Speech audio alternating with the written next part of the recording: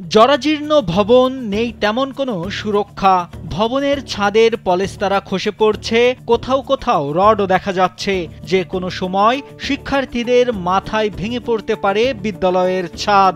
এমন ঝুঁকিপূর্ণ ভবনেই চলছে শিক্ষার্থীদের পাঠদান। একটিমাত্র ভবনে শিক্ষার্থীদের নিয়ে পাঠদান কার্যক্রম চালানো সম্ভব হচ্ছে না বলে বিদ্যালয় কর্তৃপক্ষ টিন শেডের ক্লাসরুম তৈরি করেছেন। সেই টিন শেডের অবস্থাও ভালো না। টিন শেডের ছিদ্র দিয়ে পানি পড়ে শ্রেণীকক্ষ ভিজে যায়।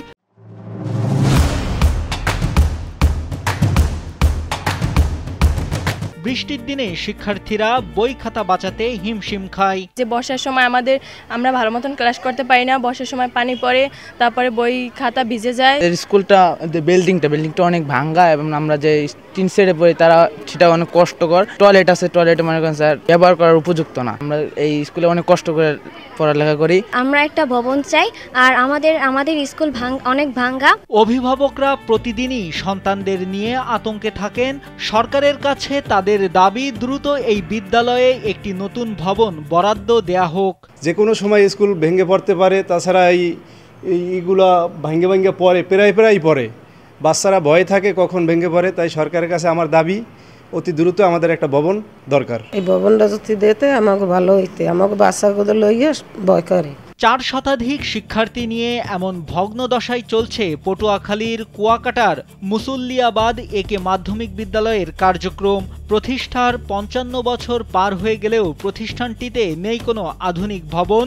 2002 সালে বিদ্যালয়টি একতলা একটি ভবন পেলেও সেটির বর্তমান অবস্থা খুবই খারাপ। ওই ভবনের একটি কক্ষে প্রধান শিক্ষকের কার্যালয়, অন্য কক্ষে শিক্ষকদের কমন রুম। সেখানেই প্রতিদিনই জীবনের ঝুঁকি নিয়ে কাজ চালিয়ে যাচ্ছেন শিক্ষকরা। ভবনটি যে অবস্থায় আছে তাতে এটা ব্যবহারের অনুপযোগী হয়ে পড়েছে। ছাদ বিভিন্ন জায়গা দিয়ে ভেঙে পড়ছে। ছাত্রছাত্রীদের নিয়ে আমরা ক্লাস করতে খুবই ভয় পাচ্ছি এবং আমরা অফিস রুমে যখন বসে থাকি আমাদের দেখা যায় কোনো এক কোণা দিয়ে ভেঙে পড়লো, তখন সবাই প্রাণপণ দৌড় দিতে হয়। বা টিন শেড ভবনটা আছে, সেখানে দেখা যায় বৃষ্টি হলেই পানি দাঁড়িয়ে যায়। এছাড়াও 2টি টিন শেড আছে, এগুলো বর্ষাকালে পানি পড়ে এবং গরমকালে অত্যন্ত গরম পড়ে। অর্থাৎ লেখাপড়ার কোনো পরিবেশ নেই, উপযুক্ত পরিবেশ নাই। আমি কর্তৃপক্ষের কাছে আবেদন জানাবো যাতে অতি শীঘ্র আমাদের প্রশাসনিক একটি ভবন দেওয়া হয়। বিদ্যালয়টির ম্যানেজিং কমিটির সভাপতি মোহাম্মদ রাসেল আহমেদ জানান, বিদ্যালয়ের জন্য নতুন ভবনের আবেদন একাধিকবার করা হলেও এখনও বরাদ্দ আসেনি। বর্তমানে এর ভিতর ক্লাস বা কোনো কিছুই নেওয়ার মতো পরিবেশ নাই।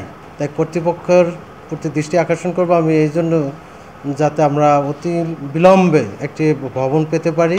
কলাপাড়ার ভারপ্রাপ্ত উপজেলা মাধ্যমিক শিক্ষা কর্মকর্তা মোহাম্মদ মনিরুল ইসলাম জানান, ইতিমধ্যে বিদ্যালয়টির জন্য 2টি ভবন ও অন্যান্য সরঞ্জামের জন্য আবেদন ঊর্ধ্বতন কর্তৃপক্ষের কাছে পাঠানো হয়েছে। দ্রুতই সমস্যার সমাধান হবে।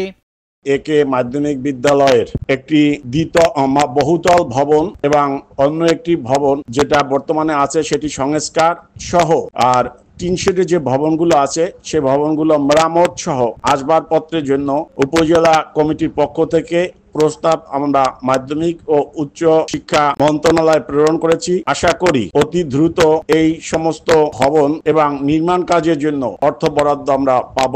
1970 সালে বিদ্যালয়টি প্রতিষ্ঠা হয়। এরপর থেকে শিক্ষার্থীরা ভালো ফলাফল করলেও বিদ্যালয়ের কোনো উন্নতি হয়নি। নাইমুল হাসিব, কালবেলা।